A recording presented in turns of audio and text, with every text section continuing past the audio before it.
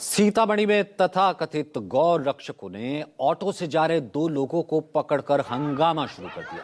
ये तस्वीरें आप देख रहे हैं। आरोप लगाए कि गौ मांस लेकर जा रहे थे ये, और जिसके बाद पुलिस आई। तथाकथित गौ रक्षक नहीं रुके और हंगामा जारी रखा। इसके बाद भीड़ को काबू पाने के लिए पुलिस को फायरिंग तक करनी पड़ी। सीतामढ़ी बिहार की यह घटना है। दो तस्वीरें इस वक्त आप देख रहे हैं कि बिहार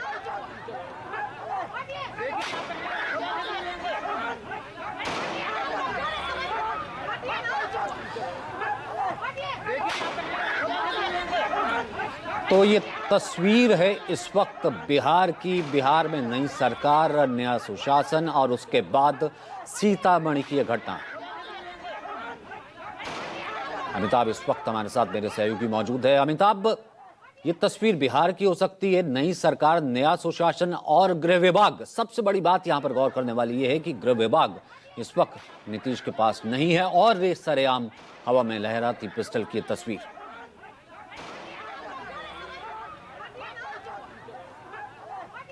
हम बात करते हैं, ये देखिए, जैसे यूपी जैसा मंजर बिहार में भी दिखने लगा है। सरेआम हवा में लहराती ये पिस्टल। बिहार में अब गौ रक्षक एक्टिव हो गए हैं और ये वीडियो ज्यादा देर का नहीं है। ये वीडियो तब का है जब बिहार में अब नई नई सरकार आई है। बिहार में एक बार फिर से वायदा किया गया, बिहार में एक बार फिर से सुशासन सरकार। लेकिन गृह विभाग, सबसे बड़ी बात यह है कि बिहार में गृह विभाग इस वक्त नीतीश कुमार के पास नहीं है।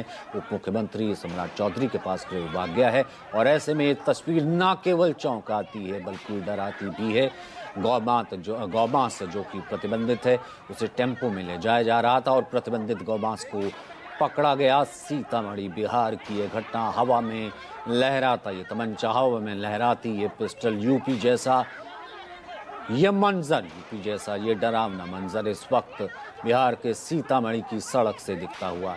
गौ रक्षक फिलहाल किस तरीके से एक्टिव हो गए हैं, ये देखिए। मारपीट की तस्वीर भी सामने आ रही है। अमिताभ इस वक्त हमारे साथ मौजूद है। अमिताभ, अब मेरा सवाल अगर आपने सुना हो, ये तस्वीर कहीं से लगता नहीं, अगर मैं ऊपर से लोकेशन अगर हटा दूं, सीतामढ़ी बिहार है, कहीं से लगता नहीं कि ये बिहार की तस्वीर है। यूपी जैसी ये तस्वीर, हवा में लहराते और गौ तस्करों को पकड़ते हुए और सरेआम ये हवा में लहराती पिस्टल। यूपी जैसा एक नज़ारा बिहार में, जहां भी नई सरकार और गृह विभाग इस वक्त नीतीश के पास नहीं है।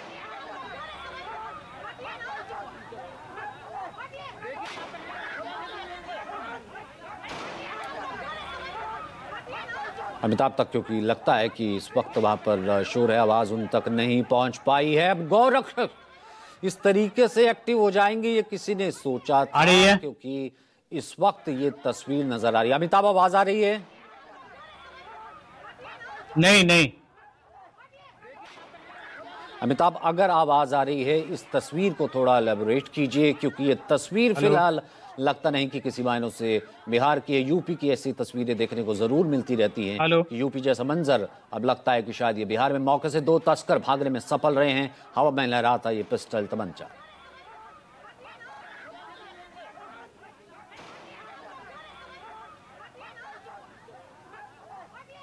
नहीं पहुंच रही, मैं फिर से कोशिश करूंगा अमिताभ तक जाने की।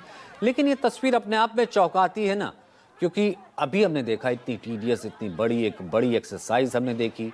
कहाँ अब सत्ता परिवर्तन और तमाम चीज़ें देखने को आई, लेकिन कहा गया नीतीश पर एक बार फिर से 200 से पार जो है सरकार आई। एनडीए की एक बार फिर से सरकार बनी। नीतीश कुमार और जेडीयू सबसे बड़ी पार्टी, सुशासन बाबू। 20 साल से जहां गृह विभाग कहीं ना कहीं बिहार में मुख्यमंत्री के पास ही था और एक अपने आप में अप्रत्याशित, ऐतिहासिक कहीं ना कहीं गृह विभाग, कल ही विभागों का बंटवारा हुआ है, मुख्यमंत्री के पास अब नहीं है।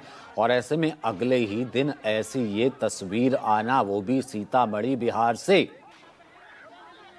अब इसे बगैर अतिशयोक्ति नहीं होगी, इसे कहा जाए कि एक गुंडई की ये तस्वीर है।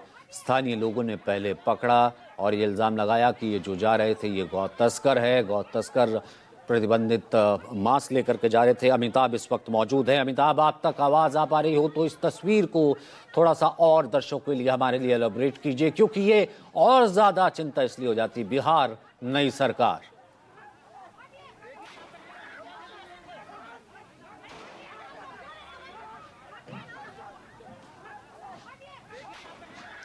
अमिताभ।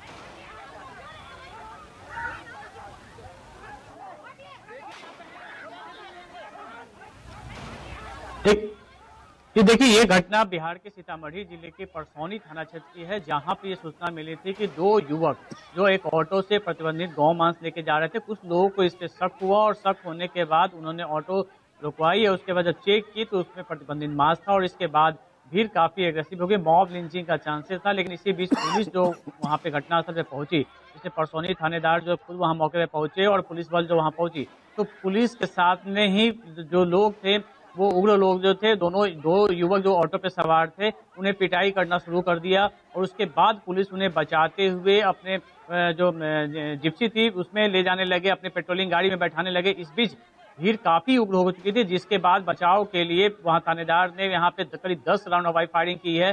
जो पुलिसकर्मी उनके साथ थे, उन लोगों को काफी मशक्कत करनी पड़ी और किसी तरीके से इन दो युवक जो जिन पे गौ मांस तस्करी का आरोप था, उन दोनों को बचाकर अपने साथ ले गई, नहीं तो एक बड़ा हादसा हो सकता था, मॉब लिंचिंग हो सकती थी। और यही वजह है कि थानेदार जिन्होंने भीड़ का अकेले मुकाबला किया, उनके साथ 4 पुलिसकर्मी उनके साथ थे, लेकिन जितनी सैकड़ों की संख्या में जो भीड़ थी, उसे तितर बितर करने के लिए उनको फायरिंग करने की नौबत पड़ी। हालांकि हवाई फायरिंग उन्होंने की थी और उसके बाद लाठी चटकाने के बाद किसी तरीके से वो दोनों जो तस्कर गिरफ्तार हुए थे, गौमांस तस्कर गिरफ्तार हुए थे, उन्हें गिरफ्तार करके वो थाना ले गई है। हालांकि अभी भी जब घटना की जानकारी बड़ी अधिकारी को मिली, वहाँ भारी तादाद में पुलिस बल को भेजा गया है, लेकिन जिस वक्त घटना घटी थी उस वक्त जो थानेदार थे, परसौनी के थानेदार थे, उन्होंने मुकाबला किया और अगर हवाई फायरिंग नहीं किए होते तो इन दोनों जो तस्कर थे उनकी मॉब लिंचिंग निश्चित थी। नहीं, लेकिन ये तस्वीर कम से कम बिहार की नजर से अप्रत्याशित है। हिंदू मुसलमान पर आर पार, गौ तस्कर, भीड़, मॉब लिंचिंग।